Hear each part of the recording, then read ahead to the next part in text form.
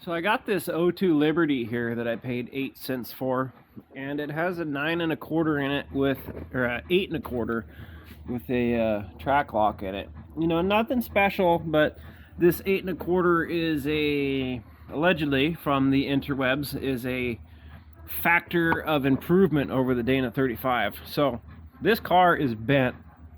It can't go down the road anymore. That's why I got it for 8 cents. It's also got a 242J transfer case in it that I need to downsize and get rid of some stuff. So these things come with a kind of a triangulated 4-link from the factory here, and it's got this mount.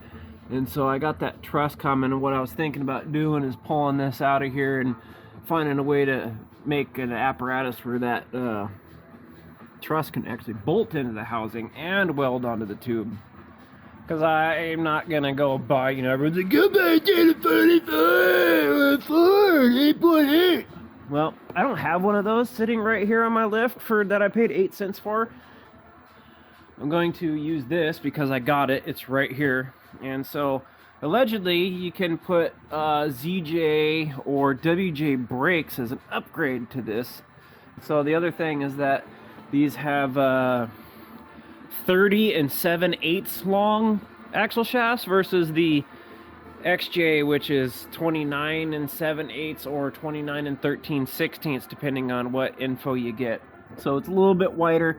This should be pretty much, I'm not going to say a bolt-in because it's all going to be customized, but because it's basically a free upgrade. I'm building a truss and triangulated 4-link for it anyway, so it's not like a huge deal.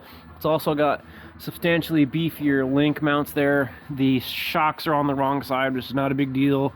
The springs are a little bit bigger, but I think the purchase will work. If not, we'll figure something out. And the ZJ brakes should bolt right onto this.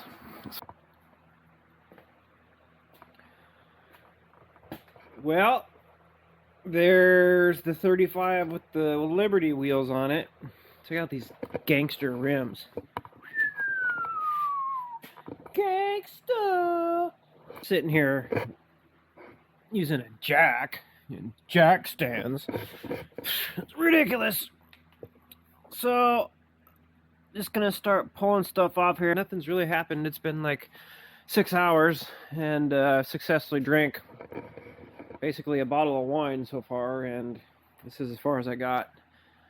So, yeah, a little bit of progress, but woo, we'll be back later.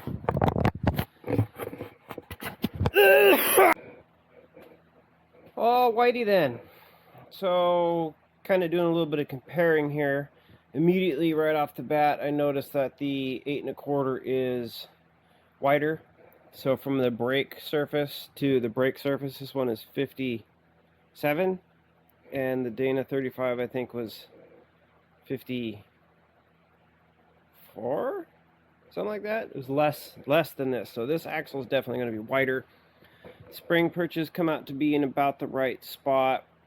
So I'm going to panic and then go from there.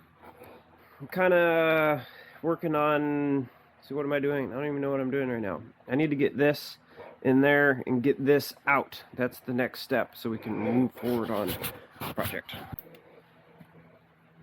Well, I got the 35 kind of in there. I got the lower bolts in. Now I'm just trying to tip it up so I can figure out. I got to get the springs in there and then figure out how I'm going to attach this thing together.